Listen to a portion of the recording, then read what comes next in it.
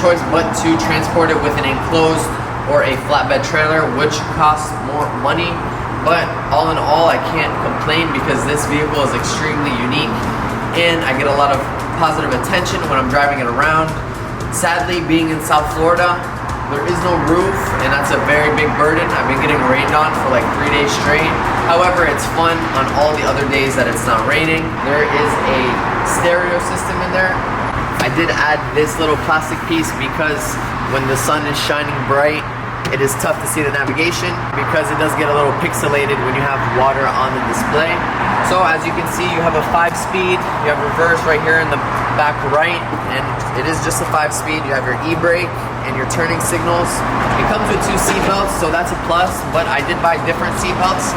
So as I add accessories to this toy, I'm going to be showing you guys and just keeping you in the loop because I bought so much different accessories to make this one of the best slingshots in South Florida. As I go about that, I'm going to be showing you guys, and definitely leave your comments down below or any suggestions where you have an idea to put any type of new toys on this vehicle or any of the other vehicles that I have.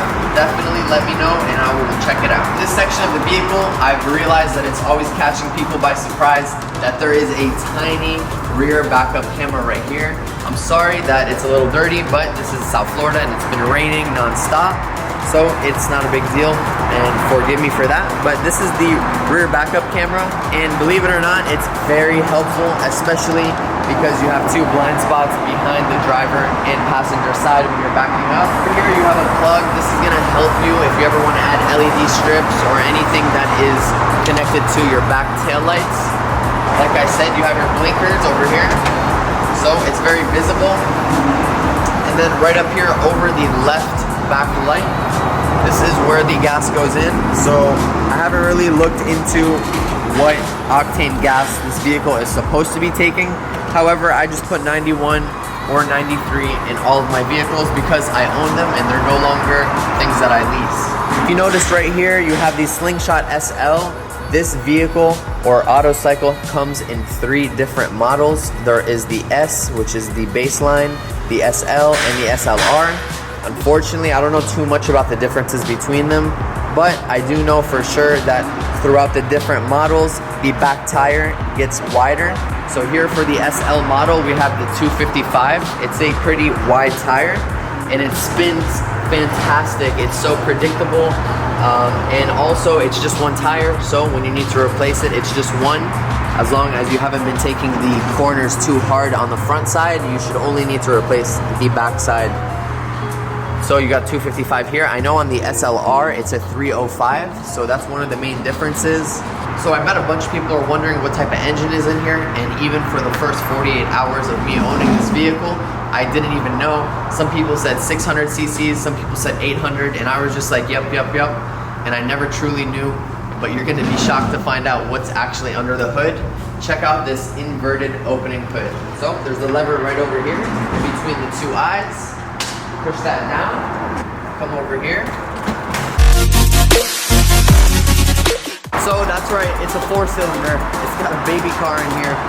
It's a baby motor car. I don't know too much about it, but the oil is SAE 5W30, and if you ever have any type of mechanical issues, this is where it would need to be diagnosed. It's a traditional 4-cylinder motor. These are used in other cars also, so it couldn't be too hard to fix. And on top of that, due to the fact that it's a standard car motor, there is tons of room to upgrade the power system. However, you're gonna see very shortly why that would be a bad idea, considering the way it is. It's a very slippery and sliding vehicle, so I don't think any additional power is needed, especially due to the fact that the weight ratio isn't necessarily the best to power. So you're kind of just slipping around no matter what over here.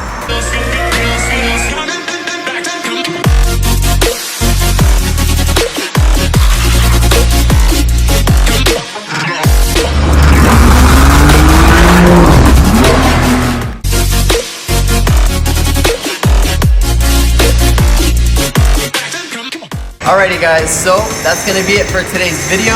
If you enjoyed, please be sure to drop a like and subscribe, and we'll be seeing you guys on the next one.